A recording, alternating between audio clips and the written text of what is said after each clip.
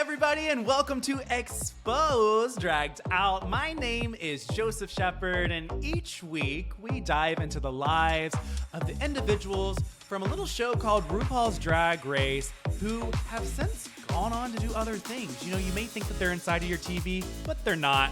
Today, we have the absolute privilege of chatting with, we're going back to season 3 of RuPaul's Drag Race, and we are going to welcome the beautiful Phoenix. Hey everybody, today's video is sponsored by Surfshark.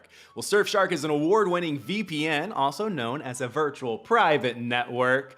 They are an app, they're also a browser add-on that allows you to access the internet from whatever country your heart desires. You may be wondering, why would I want to do that? Well, that's how I watch all of my Drag Race. Literally, there are so many different streaming apps, so many different streaming services. Some episodes are somewhere, some are another place, some are blocked in countries, but that is where Surfshark comes into play. Let's say you want to watch the latest episode of Drag Race, but you can't do it because of the country that you're in. Just use Surfshark to change your virtual location to watch those episodes that are blocked in your country. They also add an extra layer of security to keep your passwords and all your personal data safe. And my absolute favorite part is that they get rid of those pesky ads and all of that malware, so you do not have to worry about those pesky pop-ups popping up. And to top it all off, if you are interested, you want to check it out, head on over to surfshark.deal/Joseph. Once again, that's surfshark.deal/Joseph to get 83% off and 4 extra months free. Once again, that's 83% off and 4 extra months free. And if there's any reason you don't like it, you have a 30-day money-back guarantee. So check out Surfshark. Thank you guys at Surfshark so much for sponsoring this video. And let's get back to Exposed. How are you doing? Hi, gorgeous. I'm great. How are you? I am great. And if you are listening on the podcast version and not watching the YouTube interview, you need to go watch the YouTube interview after this. Phoenix looks so good. Literally orange hair. Keep talking. Keep giving it to you. Boost that ego. Phoenix, where were you born and raised? I'm actually from a little bit outside of Atlanta. It's called Cumming. It's probably like 30 minutes outside of Atlanta. I know where Cumming is. I went to school at Georgia State, so I'm very, very familiar with the area. So you were born and raised Georgia? I was. I'm a Georgia boy, so yep. I've been in Atlanta, actually in the city for 21 years. I took a little break from Atlanta and moved to LA. I lived in LA for like 4 years, pre-RuPaul Drag Race, like before Drag Race was even on the air. So I was in LA for a couple years, and I kind of came back and forth. And but I'm from Atlanta. Oh, what would you say is the biggest misconception of Southern people? Oh, the biggest misconception, our passive-aggressive shade. Bless your heart. Mm-hmm. You look gorgeous. That you know, we're not always shady like that, honey. If I'm gonna read you, I'm just gonna say it and put it out there. So yes. I love it. So when you were born and raised in Georgia, looking back on your life as a child, were you more shy? Were you more like outgoing? Like, what was your personality like growing up? I was a little shy. I'm still a little shy. You know, it's crazy that I do what I do for a living because I'm still, especially as a boy, as Brian, I'm definitely still somewhat shy. Mm-hmm. But as a kid, I was, I played sports. I played baseball from like 5 years old all the way through my like sophomore year of high school. And then I started doing theater. Which that was an interesting conversation to have with my dad, why I'm quitting baseball to continue with theater. So, I definitely was kind of an artsy kid, very different from the rest of my family. So I think my family kind of looked at me as like, where the hell did this kid come from? But I think I was a little shy. And then I think, as I kind of got a little older, still very not sure what was going on with my sexuality. I mean, Cumming, Georgia is a tiny little, it's definitely bigger now, but it's a small little country town. So, I didn't know any gay people. So, Mhm. once I started kind of realizing what was going on with me, it took a minute to get comfortable in my skin. So Yeah. When did you come out? How old were you? I came out at like 20, like around 20 years old. Okay. Um, yeah, so I started one of my best friends from high school. We're still, best friends. He kind of pulled me out of coming and made me start coming to Midtown, and that was the beginning of it all. Oh, So, oh, oh, yes, Midtown. Yes. I yes. dating myself because I think they just closed. My first serving job was at Joe's on Juniper. Okay, okay. Yeah, so You know, that Joe's was just closed. yep, just closed. I was like, I saw that somewhere. I was like, it deserved it. Right.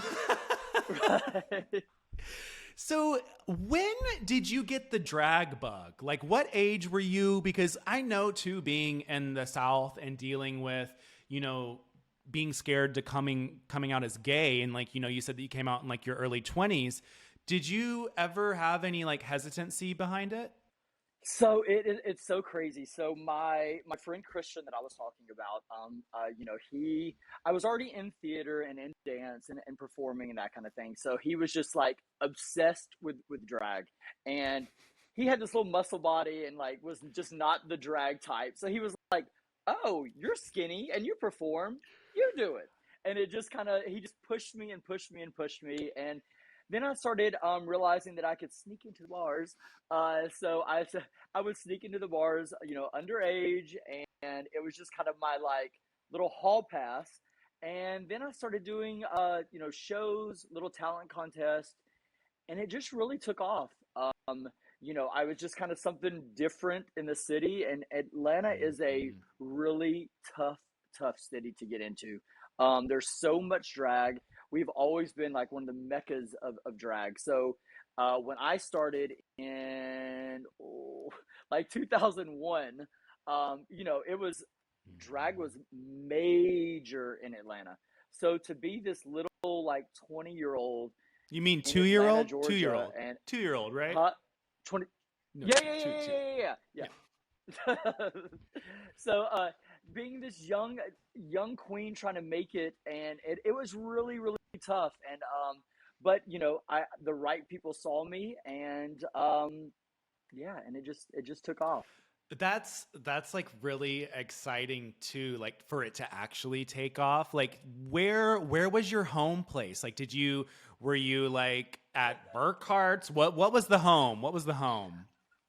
So there used to be, and just so we would drive. Oh my God, we would drive from Cumming to Atlanta. So that's like a 30-40 minute drive, and I would get in drag in his front seat mirror.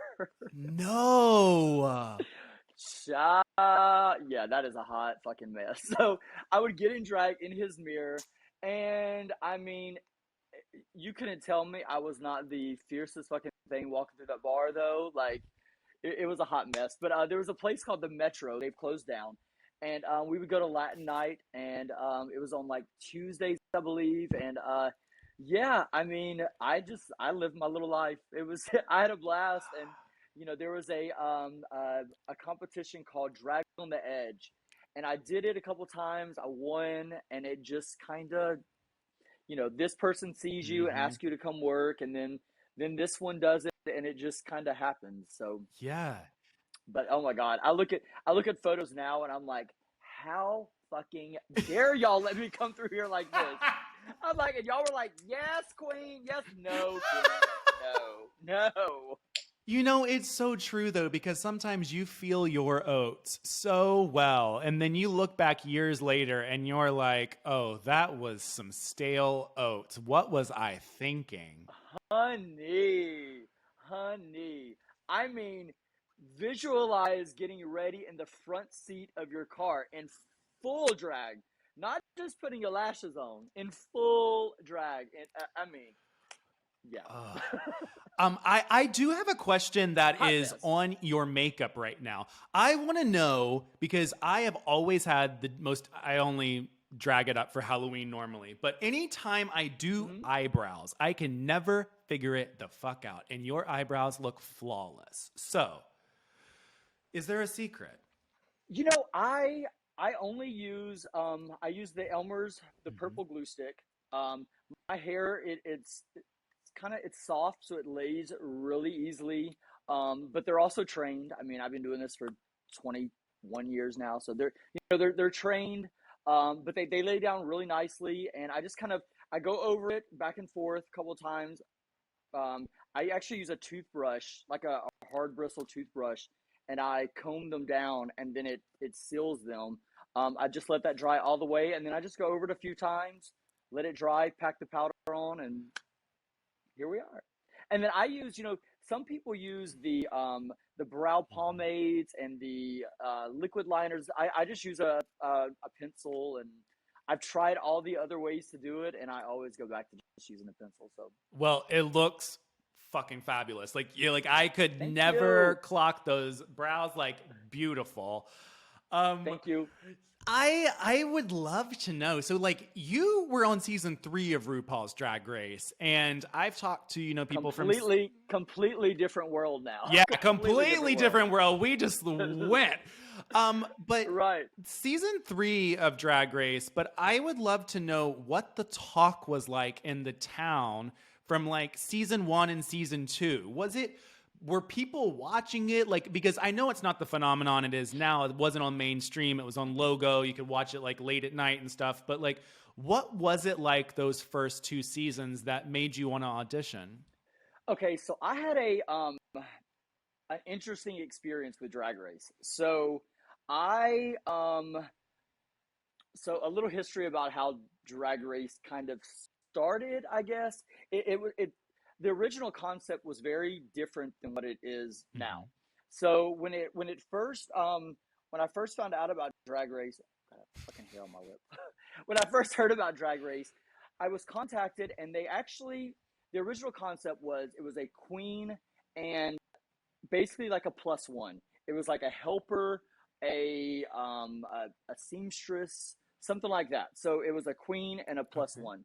And so when I first heard about that, I had spoken to a friend of mine who's a brilliant seamstress and super creative, and we kind of had already started chatting and coming up with ideas. And then um, Offer. Oh gosh, what is his first name? Offer Casting. He was like the original Hmm. casting director of Drag Race. So he actually flew to Atlanta. Him and I believe one more person flew to Atlanta. They hung out with me at my old like home bar, Jungle. They Oh, hung out with me Jungle like all night long. RIP. Yes, I was the entertainment director there for 10 years. Yeah, that was my home. So, but they hung out with me all night there.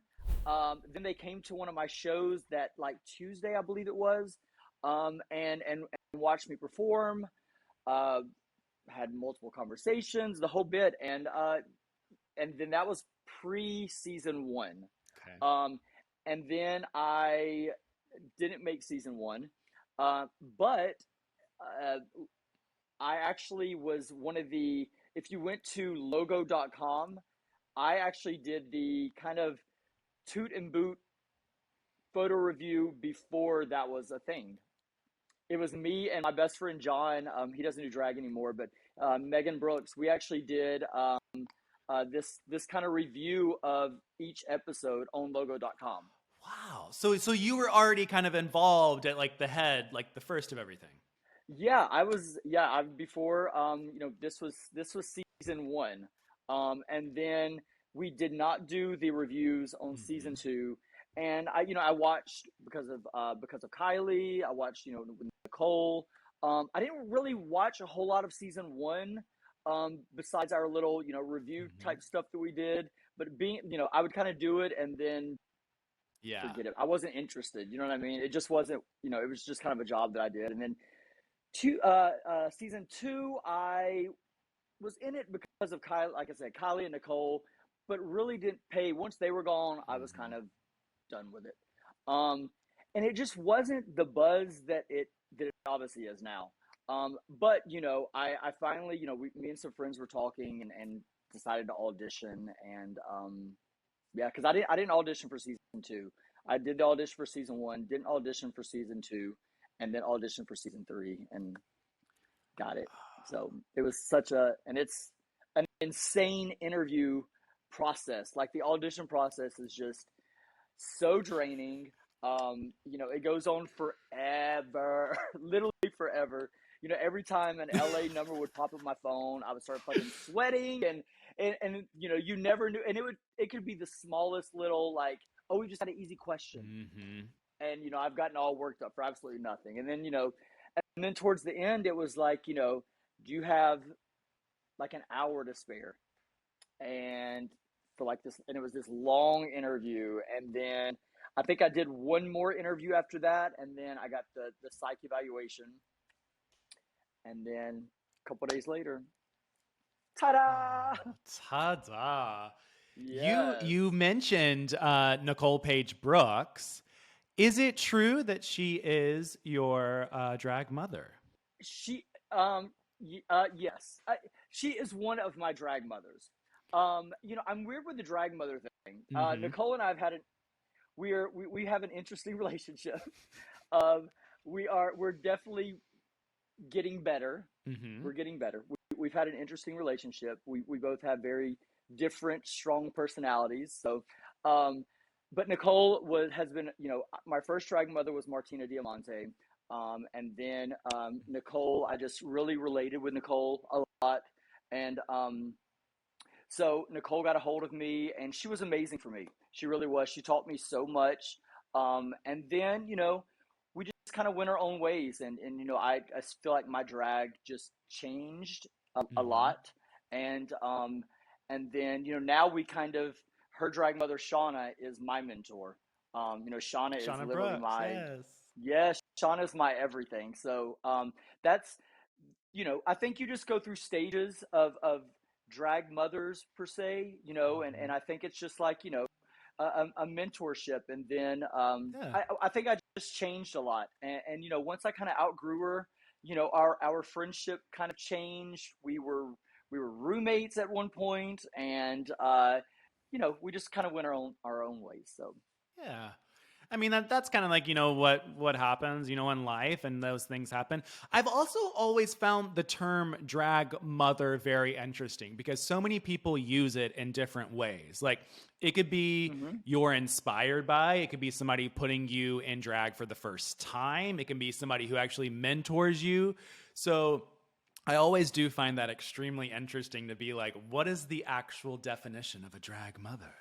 yeah, I mean, I do also. So I've got a few drag kids, and my drag daughters, it's not really about the drag for me. They're both Cece and Alyssa. They're both amazing performers. They're dancers, songwriters, actresses, singers. They're amazing at what they do. But it's the drag is just a small aspect of it.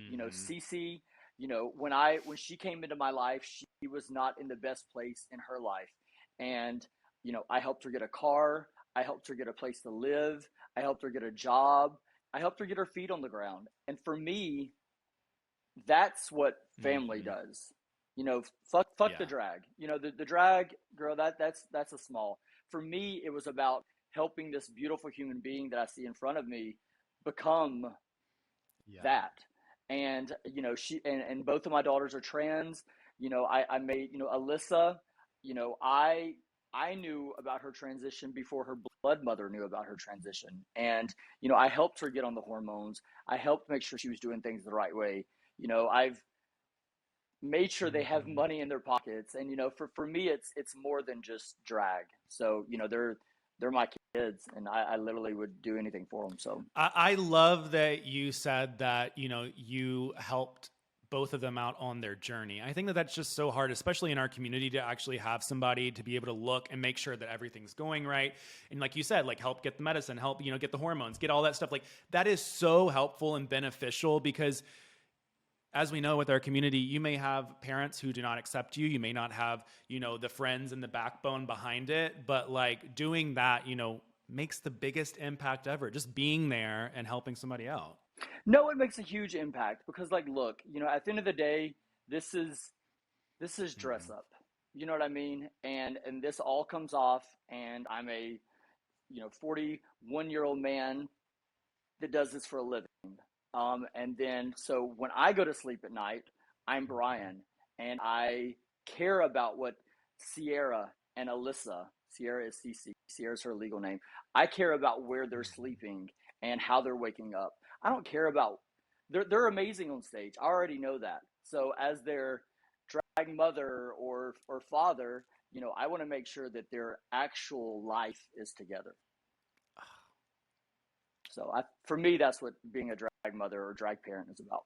I think that that's like the perfect definition. Like I've always had like the multiple ones running into my head, but if I ever need it, I'm just gonna replay that because that's exactly what I think a drag mother should be, Thank like you. to a T. Yeah, and I mean, obviously, we work on the drag aspect Hmm. of it, but like I said, that's just a small piece of our relationship. Well, I want to try something new on the show.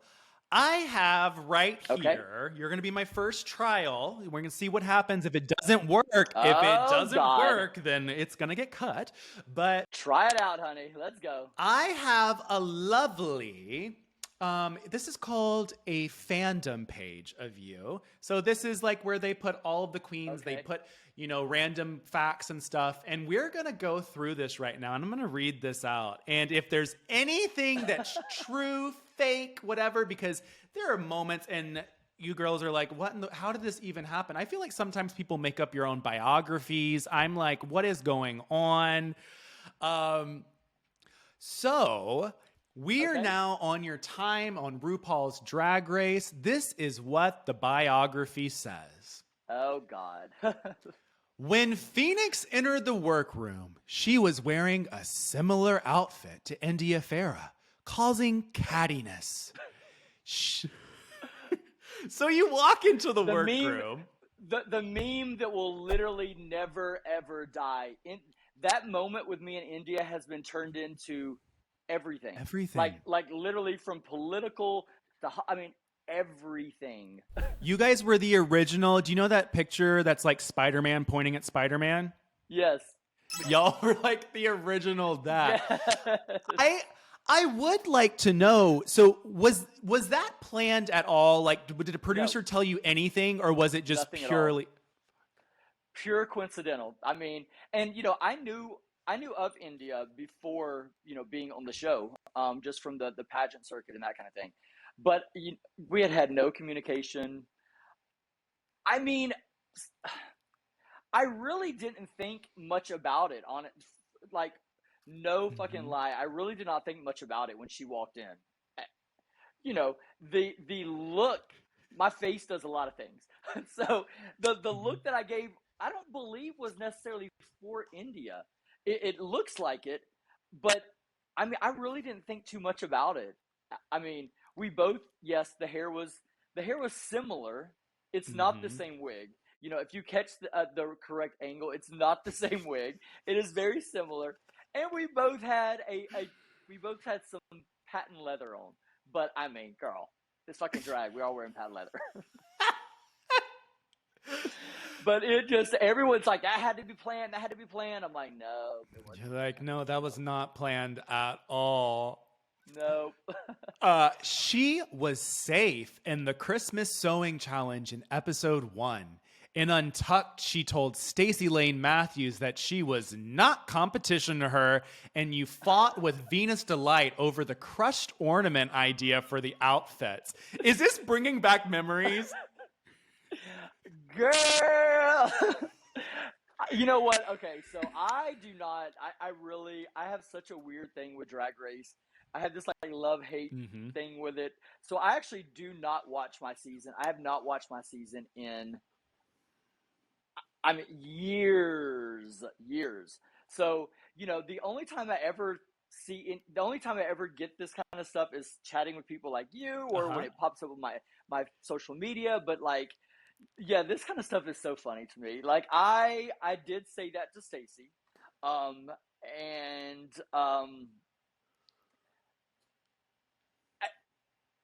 I I didn't, at the time, I love Stacey and I are totally fine now. Like it's not even like that.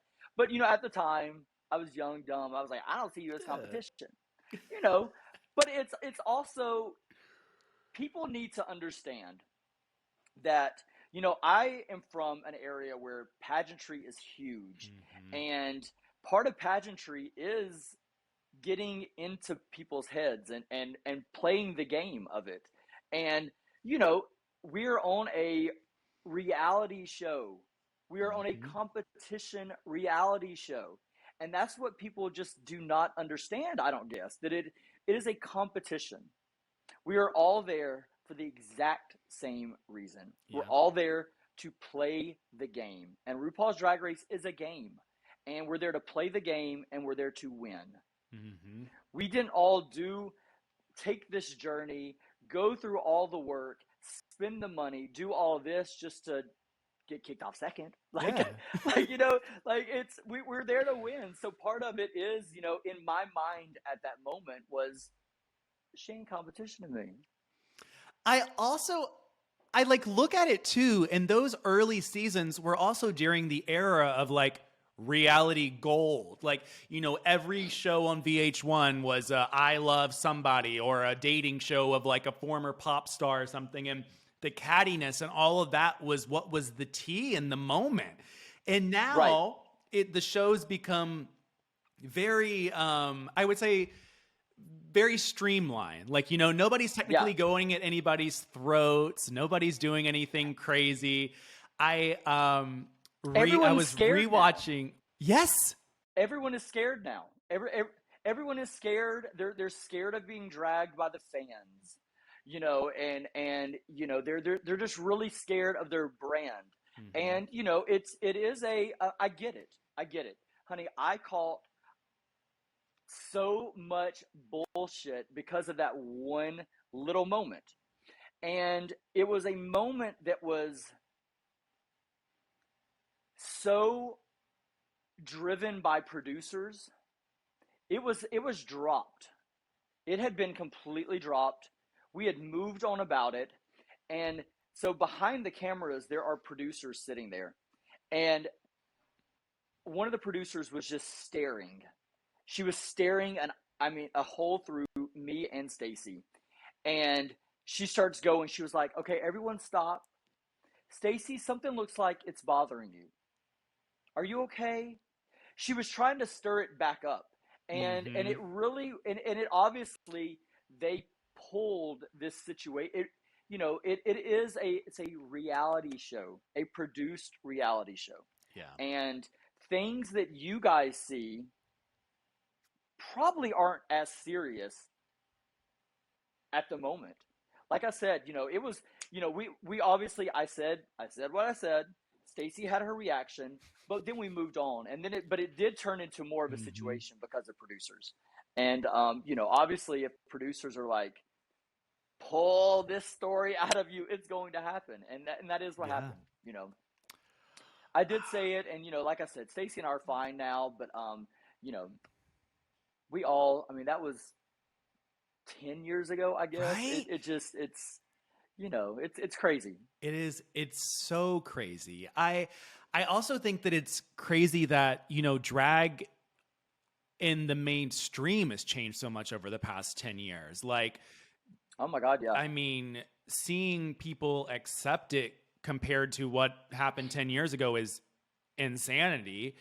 Um, So some funny history with that is pre Drag Race. One of the reasons why I moved out to LA was I was out there filming a reality pilot type situation called Life's a Drag, and it was me and my best friend Megan, and it just was kind of at the time in West Hollywood there was literally no drag. The only drag was like the Dream Girls was at I believe that they were at mhm. Mickey's at the time. So and then there I think Raja was there, Delta, Chad, a couple of people like that. But I was pretty much the only drag, and so uh, Megan and I were just out, these two little drag queens, just all over West Hollywood, and we were filming this little reality show, and we shopped it all over the place. I remember being in MTV's office.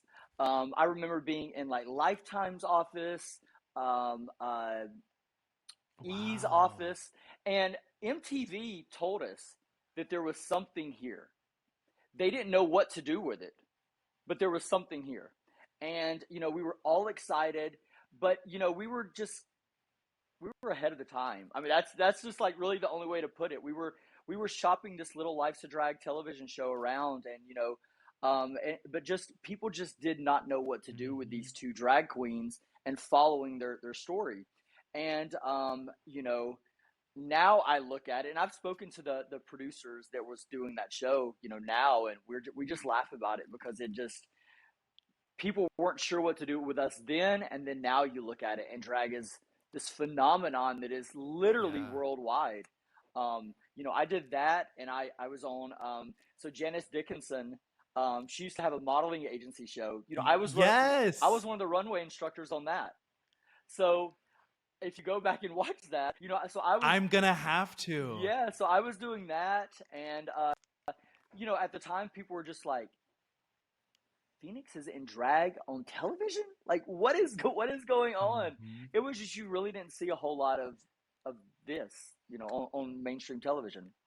Yeah, and also it was made fun of quite a bit too. Like if you did see a drag, character persona pop up on a scripted television show, it was done in a bad way, or they would trick you in reality shows and stuff. Like it's very interesting, like how you would see it in the 90s compared to how you would see it in present day. Yeah, I mean, drag. If you saw someone in drag, you knew what they were. It was very obvious that they were a man in a dress. They didn't want you to be, feminine, gorgeous. They didn't want you to be any of that. They wanted you to be very, very apparent what you were. And I'm so glad we've evolved from that because Yeah. it's, as someone with lots of trans friends and non-binary friends, you just, they want representation of them, and see someone that they feel like, I want to look like this. You know, one of my girlfriends, Destiny. I remember we had Candace Kane come to my home bar now, and Destiny told her that when she first was transitioning, the role models that she had wasn't what she saw herself as, and then she Mm. saw Candace Kane, and she saw her on television, and she was like, this is what I want. This is who I feel like I'm supposed to model myself after. And I think it is great to have representation of all kinds. But definitely I'm glad we've evolved a lot because people now see themselves in these gorgeous beings that are on all over the world. So Yeah, I also love that you said that. Um, wait, what was your friend's name again? That you just said? Destiny. Yeah, I love that you said that Destiny told Candace Kane that, and that she didn't feel like there was representation until, seeing Candace, because when I was younger and the gay representation that I would see on TV was the stuff that my mom had drilled into my head was wrong. So it was the Right. overly like flamboyant or like makeup, and I never saw myself in them, but I also viewed that so negatively because of the impact of all that stuff. Yes. And looking now, you see so many different, people from the LGBTQIA plus community. You see, very masculine gays, very feminine gays, very, masculine non-binary people and other. And it's just like, it's so Right. interesting seeing, oh, you know It what? is. It is. There's so many different types. It isn't just one little box. You can be completely people automatically have this mindset that every gay man is flamboyant and over the top and loud, and that's just not that's just not the case. Mhm. We come in all different forms, and kind of growing up the same way. I automatically was taught that gay men were you know Mm-hmm. this, you know what I mean? And that's just kind of how it was. And any kind of femininity was just automatically, looked down on and drilled out of you. And, now it is exciting to, I was actually just in, South Carolina Pride. I direct a lot of their entertainment, and I've got a drag race hour where I bring a bunch of girls in. And That's cool. this year we had this little boy who was in the crowd, and he walked over to the security fence and just wanted to tell me how excited he was to be there. And speaking to this young child, it really is such a breath of fresh air. And his dads were there, and you could tell how comfortable this young child already was, in their skin. And it really, really puts a light in there, because you're like, wow, we have grown so much as a society for this young child to just be, taking photos with queens, and Yes. drop down into a split, and just was like so fierce Yes. already at like 6 years old. I mean, never in a million years would I have done any of that at 6 years Mhm. old. And it really just shows where we're at as a society. Yeah, it really does. It's so cool, like seeing the younger generation embrace it, and also like the last time that I was at DragCon 3 years ago or whatever, just seeing like parents with their children, I was like, this would have been a chef's kiss if I was 8 years old and my mom were to take me to something Yes, like this. I could never imagine. never imagine. Let's pull back into episode 2 now. It says in episode 2, the main challenge was to split into teams to shoot a trailer for a fictional sci-fi motion picture called Oh Drag God. Queens from Outer Space and Drag Queens from Outer Space 2 Return to Uranus. You won the mini challenge with Mariah Balenciaga, My which allowed you to girl. be team captains. But in the end, Phoenix's team was up for elimination and Mariah's team won the challenge. You were critiqued for being too difficult to work on the set of filming. Were you difficult or do you not think so? I don't think I was. I mean, what you want? Also, you're the leader, so it's Give me like, some direction, I'll take it. Girl, they kept telling me, Michelle kept telling me, trick the camera. What you mean trick the camera? Like, explain, and they wouldn't explain it. And I was just so like, I've never done mm-hmm. this before. I don't know how to trick the camera, honey. Please explain this to me. And I never. So that's why you see me just like all. It was a mess. But they're needing that. But I don't think I was being difficult to work with just because I wanted some explanations of what was going on. Mm-hmm. Phoenix was up to lip sync for her life against Delta Work, performing Lady Gaga's Bad Romance. Delta's performance took the judges and the Queen's attention. India personally said that Phoenix looked like she was copying Lady Gaga's moves during the lip sync, which she found tacky. Delta. Oh no. Oh no! God Oh forbid anybody do no. any choreography of anybody else's. Right. Oh my God. So you get off the show in that moment, and you were second out. When that happened, what was going through your head? A lot was going through my head. Obviously I am my Mhm. own worst critic. I am extremely, extremely hard on myself. And so I was so disappointed in myself. I was so disappointed that I was letting other people down. But that was not a good moment for me. I, for one, like I took my shoes off. There's that moment that people always they ask me about that, but I had these, Alexander McQueen kind of, the Mhm. huge platforms. I could not move in them. You kind of get a vibe. You kind of get a vibe when you're going home, or at least Mhm. then you did. You kind of get a vibe, and so I kind of knew I was going home. So I was like, look, it's either I take my shoes off or I'm going to bust my ass on international television in front of everyone. And who wants to fall on Mhm. television? You know what I mean? Like, you don't want to do that. So I took my shoes off. You know, at the moment, so here's the thing with Drag Race. I know now I was not ready for Drag Race. You know, I can look. I've grown a tremendous amount Hmm. as a person, as an artist. I'm very much more self aware. I'm very much more into my character.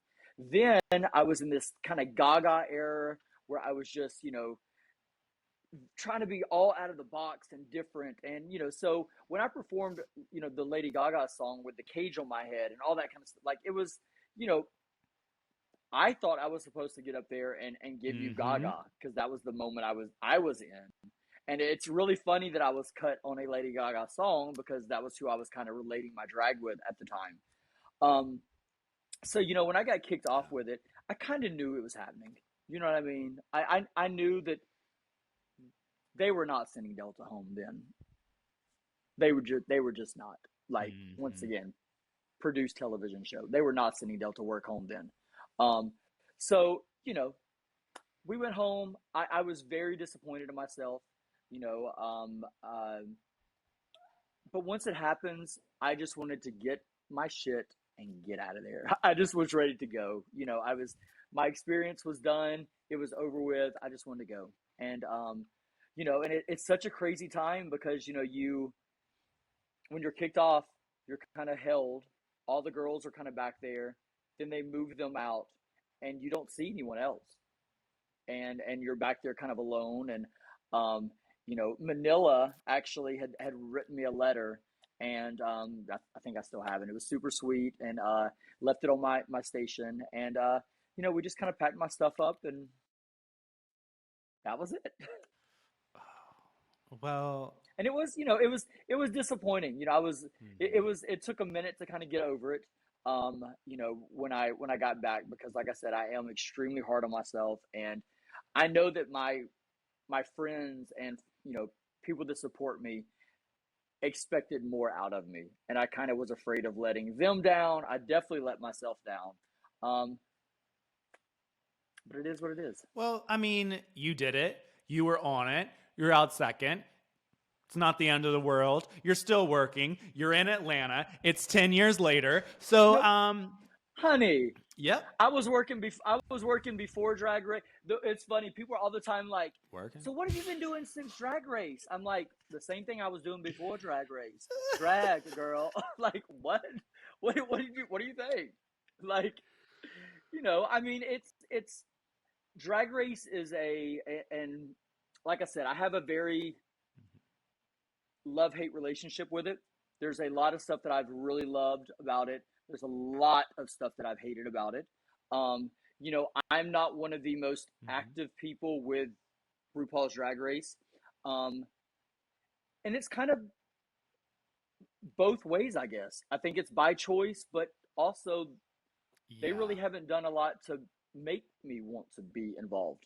It's funny. People always say to us, "You all have the same opportunity." That's actually not the truth. We are all put on the same television show, Yeah. but we don't all have the same opportunity. I mean, it's just not the same. It's Hmm. really not. I think that they have their people that they love, and they push them down people's throats.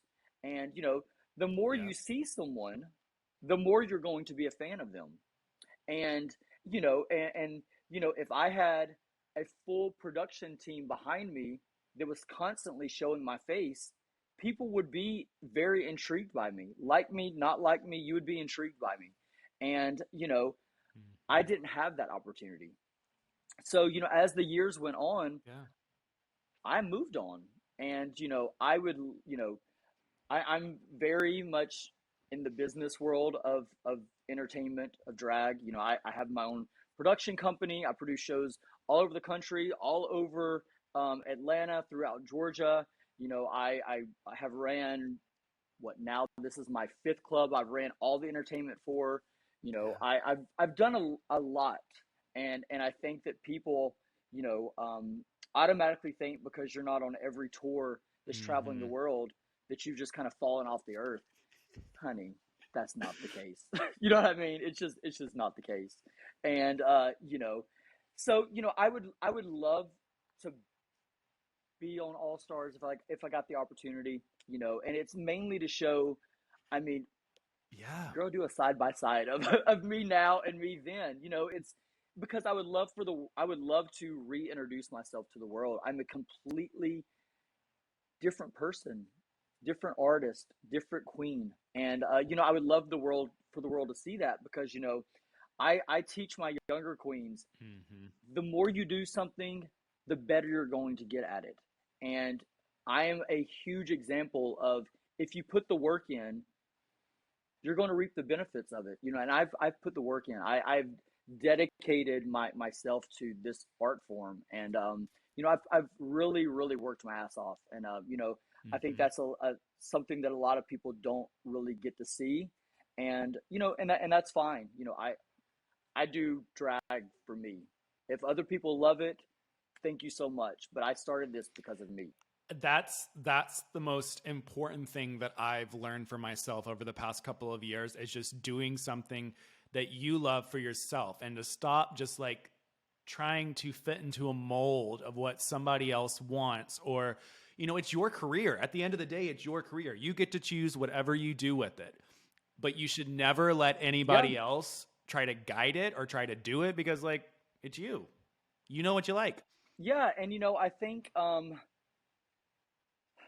of the things about like the fans, they really really want to try to either tear a queen down, which we will probably see in the comment section.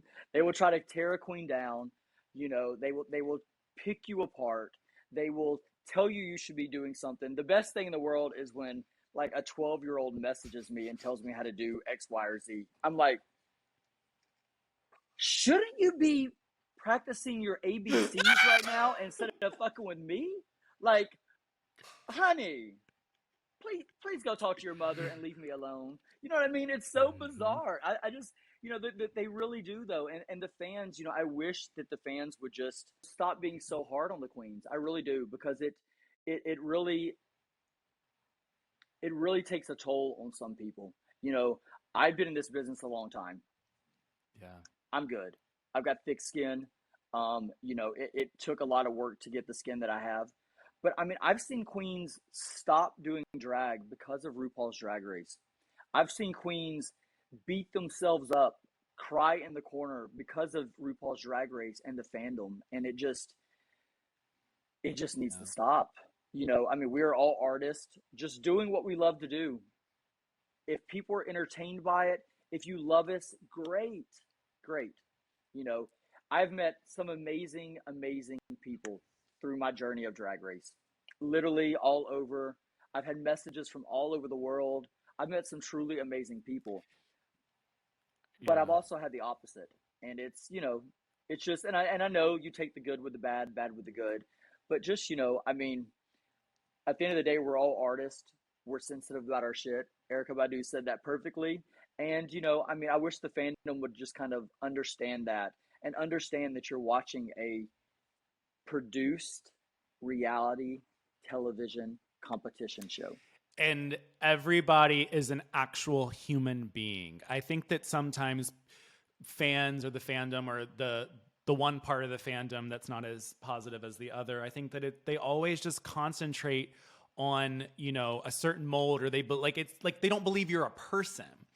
And I think that Right. that is the very difficult thing about it. And it's it just comes back to like looking at your inner self. And you can be a keyboard warrior all you want, and you can type all you want, but like, what are you doing on the inside? What are you doing? Like, I'm enjoying myself right now talking to you. If you don't like it and you're in the comment section, just don't watch it. Like, Exit. you don't have to. Yeah. Because the thing is I'm like, you're watching me, I'm not watching you. Yeah.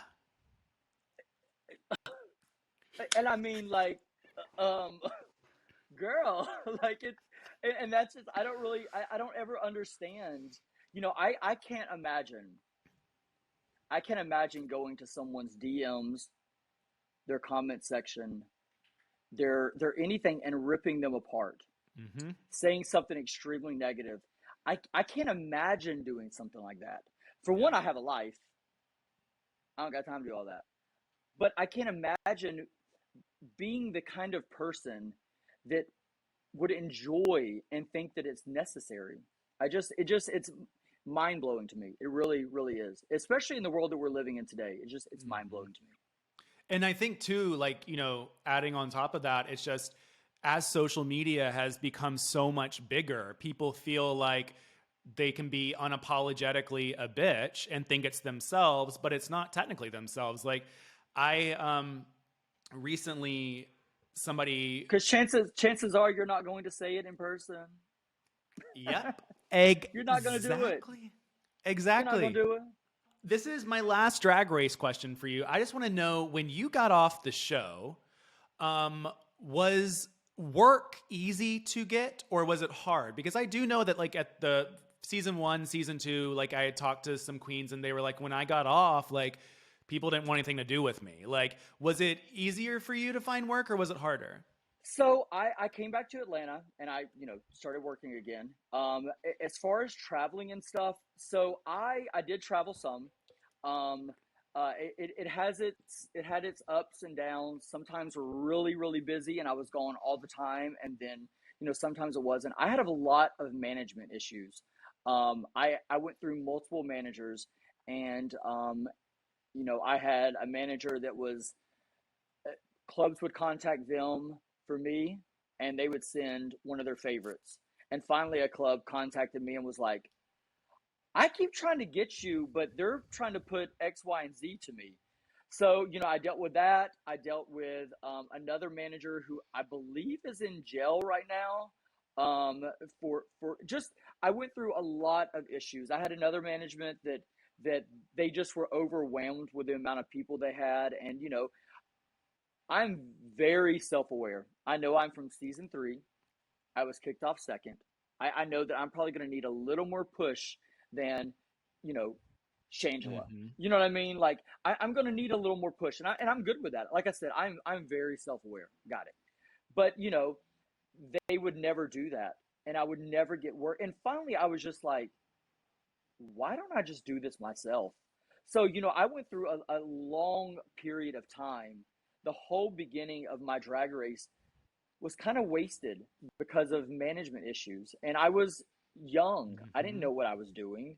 I was on this new journey and had no clue what I was doing. So, I really kind of got the rough end of the stick as far as the beginning of my drag race because of my management issues. And then, all of a sudden we have 4, 5, 6, 7, 8, all these other seasons have came up. And, so, it I didn't have as great of an opportunity as some of the other girls because like I said, I mean, I went through 3 or 4 Mm-hmm. managers and it was all kind of big issues. So, And and I it, know that other girls have kind of had the same issues. yeah, and it's also too, since you were on season 3, like the capability and stuff of those managers and what to do with the queens was probably so much different than the 9 Yeah. million managers trying to sign everybody right when they're on the show Yeah. now. Yeah, it's a completely different world now. It really is. It honestly is. Have you noticed any change when it comes down to crowds? Like, when you perform, is there any difference? Sometimes, when I do travel, obviously the crowds are great. It's I think no matter what season you're from, I think we've got people that are just drag race Mm-hmm. fans. You know what I mean? And they just are excited to see a drag race girl, no matter if you're season 1, season 13, season 23. It doesn't matter. They're just excited to see a drag race girl. So, the fans that come to the clubs for that are great. Back here at home, I'm just Phoenix. I'm not Phoenix from RuPaul's Drag Race. They're used to my ass. So, but on the road, it's still great. So, Have you noticed any difference in, I guess I would say, like the crowd or the vibe? Like, basically, long story short, when I was in Atlanta, I always noticed that this was like, around season 5-ish, I guess, when I was going out and I was noticing, tip dollars were very common. Now in LA, I don't know if it's just an LA thing. I feel like now that Drag Race has come around and more people will go and see these shows, I see less dollars like being held up. but I don't know if that's just like a time thing or if it's like just the city that I'm in. So, Well, I think, the South, I actually just had this conversation with one of the owners of the nightclub I'm at, Future. He was asking, because he loves the idea of doing Venmo and mhm. Cash App and PayPal and all that. So I was explaining to him that in the South, I can speak for the South, it is, they enjoy that interaction, that personal interaction with the queen. They enjoy being a part, feeling like they're a part of the show with giving that dollar. They love that second of attention. Um, so we definitely get some Venmo and Cash App and all that, but it is still very much a tipping city here. You said that, and I had never thought about that. The interaction, like the actual social interaction Yeah, of giving that dollar. I have never like yeah, that's so true, and it's such a unique experience too. Like your it is. first or second time, like handing out that money. Oh yeah, girl. Oh, Get this dollar. Now, yes, the when they put dollar. when they put it in their mouth and are like, I'm like, are you, honey, honey? No, we're not. No, no, no, That no, no, better no. be You 100. don't. Is that 100? Ooh, ooh, ooh. I'm still not taking it out of your mouth with my teeth. Nope, not happening. We do not know where that dollar's been. Nope, not happening. Not today. So what if somebody has never seen a Phoenix show, and if somebody was sitting in the audience of your show tonight and to see you perform, what would they get to see? Like, what is a Phoenix show? I'm very costume oriented. I have a great closet, so very costume oriented. I definitely like all different styles of music. I do everything from country to dance to R. I do all different styles of music. So you're definitely going to get a variety from me. You're going to get either some energy or because I'm also do a lot with the circuit scene. So I do a lot of high energy dance shows. Mm-hmm. But I also love to give old ballad girl and give you some drama. Yes. So I when it you mentioned, also helping out, well, like you said, South Carolina Pride and stuff. Like, what is that experience like being on the other side of things? Like, do you feel like you being a queen has helped you? it has definitely helped me. And honestly, I think that the experiences that I had with my managers helped me become what I am now. I basically manage other girls. I have a group of girls called the Fantasy Girls. It's a cabaret show at Future Atlanta every Friday and Saturday night. So I help them all get bookings. I help other girls all over the city get bookings. I book dancers. I mean, I book everything from bartenders to DJs to I book a lot of this kind of stuff, and I think it's because I had to learn that part of the business, and that is because being a queen, I had a bad experience with it. So, I also produce, all the shows for Future. I produce all the shows, like I said earlier, for 4 or 5 other bars. And it's because of being a queen, I like a certain standard. And, for me, I think shows should run a certain way. And obviously the bars that I'm at agree with it. So, but that is all from performing and experience. And, when I hear like show directors that have been doing drag for like 2 years, I'm like, huh? How you know how this runs, girl? Like what? So, I think it's, I've been doing this for a long time. So, with experience, like I said earlier, the more you do it, the better you get. And, being a queen has definitely helped me a lot in the Phoenix entertainment Mhm. world that I'm in right now. It also just gives you that capability of connecting with the girls that you are producing. It gives you the Oh capability yeah, of being like, I understand 100% what you're going through, or I understand this and that. The audience is going to be completely. here. This is going to happen. Like, it helps so much. And once again, you're just showing your drag motherly love. Like, it's, Yeah, you know what? And it is because you go to a bar and or a club or a venue or whatever. Chances are, those people that are throwing that event don't exactly know how a show is supposed to be ran because they don't do Mhm. this. So they bring me in, a queen that's in the business, that has been doing it for a while, and I know how something is supposed to run. So, I go in and, you know, they may have a dressing room, but with no mirrors. Fact. No, Happened. seriously? Um, yes, girl. So, they may have that, um, or not a dressing room at all.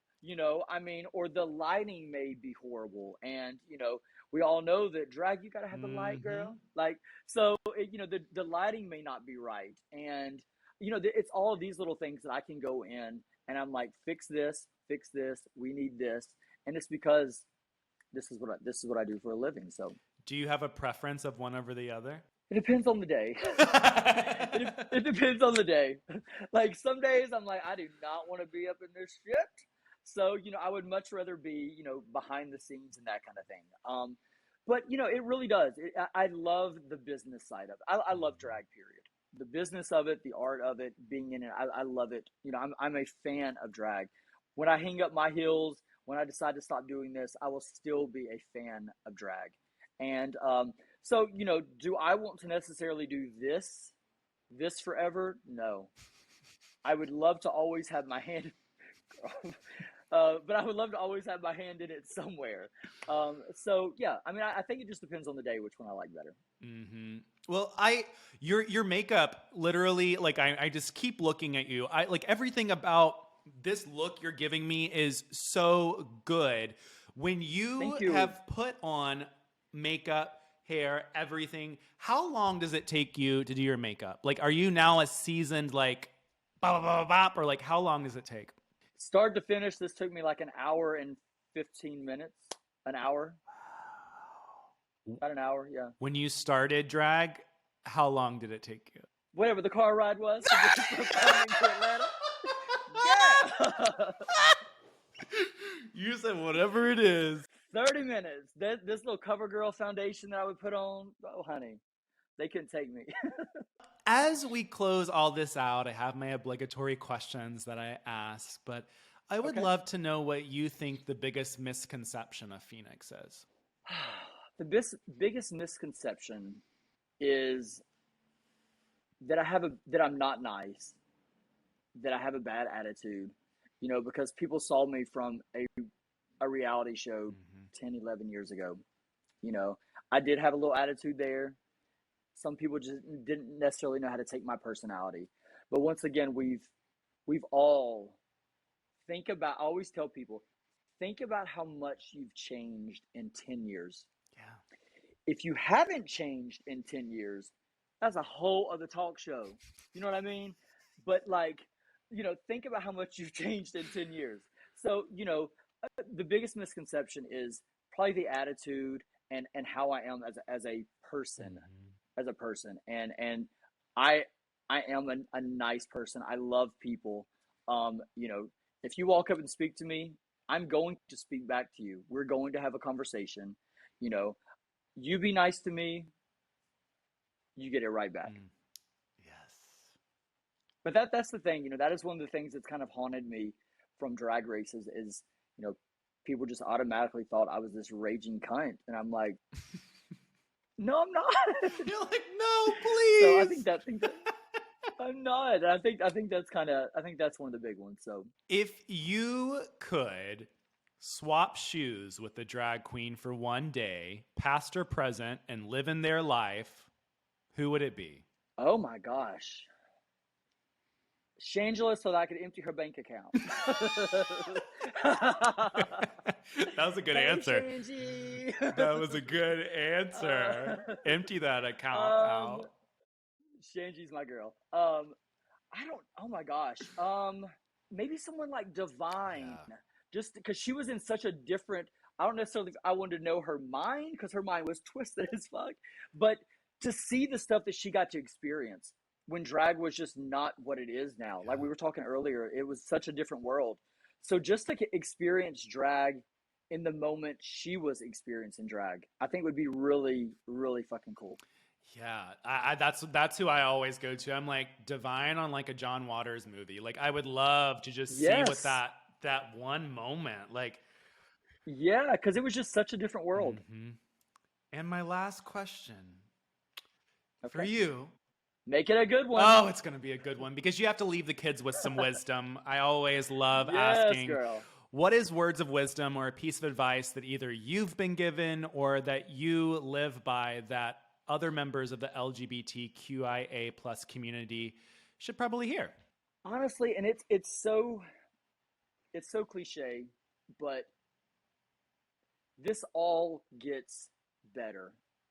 And I mean that with every piece of my being. As someone who came from Cumming, Georgia, who grew up in a household that I had no gay Mm-hmm. influences, I was so scared of the person I was becoming. Um, it took so long for me to become actually comfortable in my skin. And, I am now a almost 41-year-old man who has the love of his family, which I never thought would Yeah. happen. You know, um, real quick, a story. The journey that I went on to get my family comfortable it's been a long journey. And one day I did this photo shoot, and my dad is a Georgia boy, an athlete, that whole thing. And I did a photo shoot, and every now and then he would be like, "Send me a photo. Let me see what you look like." I did this photo shoot. I was showing a little bit of skin. I thought it was going to make him uncomfortable, and that was my Uh-huh. goal. His only response back to me was bigger tits, son. And I was like, "We're here." It was such a funny moment, but it was an amazing moment because I knew that all Mm-hmm. the work that it took to get here, we're here. Mm-hmm. My mom is so supportive. My grandparents are, just they don't really understand it. My sister is I lost my Oh, sister a I'm month so ago from sorry. COVID. And yeah, and before that, my oh girl, um, she was also very supportive of it. And she always wanted to come down and see a show, and she never got the opportunity to. My mom has been to shows before. My dad wants to come to shows. It's amazing. So like I was saying, Yeah. it gets better. It really does. One day you're gonna wake up and you're gonna be so comfortable in the skin of who you're supposed to Mm-hmm. be. And don't give up on that. Don't give up on your family. I didn't understand what was happening right away. So how could I expect my family to understand and be okay with everything right away? So just don't give up. It really, really does get better. Yeah, and to piggyback off of that, like I think the past few years, I've slowly started to learn, like I talked about earlier, is that nobody's opinion matters but yourself. So if you are catering Yeah. to anybody else, if you're ever like, I still to this day, if my wrist ever goes limp, I always remember my mom smacking my hand, and I'll always like put it back Yeah. down. But now I've gotten to the point where I'm like, Yep. why does it matter? No, it doesn't matter. Just Yeah. be me and do me, you know? They used to always say where I came from when you had your ears pierced, right Yes. means wrong and left means right. Honey, I will wear the biggest motherfucking right earring now because I'm like, and it is just something that just kind of has stuck with me. And now it's like, I wear a small little earring in my left one and a big one in the right one because I'm like, Take it. that's what I do. Take it, honey. It's right. It's Oh, right. well, thank you so much, Phoenix, for chatting with Thank me. I've you. enjoyed this whole conversation. I like really want to come see you in I Atlanta. have I to. wish that I was there right now so I could just pop right over. Um, Yes, come. I know I'm on my way to Future right now. So if you're ever in Atlanta, come to Future Atlanta. It's a multi-level nightclub, cabaret restaurant upstairs. So wait, come see me. when did it open? We opened up about 6 months ago, I guess. And then are you in Midtown area? Like, where's the area? It's downtown. Okay. It's like downtown around the underground area. Yes. But yeah, it's a full dance club downstairs, and then we have a upstairs is a restaurant and cabaret bar. We do shows Friday and Saturday night. Sunday night, we're actually, when the rest of everything else closes down at 12, we're allowed to stay open until 4. We have drag on Sundays. But the Fantasy Girls are there every Friday and Saturday. You said 4 o'clock, and it just reminds me of the old days of when I wasn't in LA and bars didn't close at 2 in the morning. Yep. Here we close at 3 a.m. Monday through Saturday. But then, Future is legally allowed to stay open a little past that. So, well, where can everybody find you on the social medias? You can go to my Instagram is at Phoenix_ATL. At Facebook, it's Phoenix ATL. And on Twitter, it's also Phoenix_ATL. So, awesome. Well, thank you so much, Phoenix. Yes, I'm Joseph Shepard, and thank you guys so much for watching this episode of Exposed. Make sure to go show Phoenix some love. Go follow, go like, go do all of that stuff, because these queens that you may not have seen from years ago are the ones that have been driving this bus. They have been doing it forever, and they literally are the heart of the drag community. So go show some love, go show some support, go out to her shows. Until next time, I'm Joseph, and that's the beautiful Phoenix.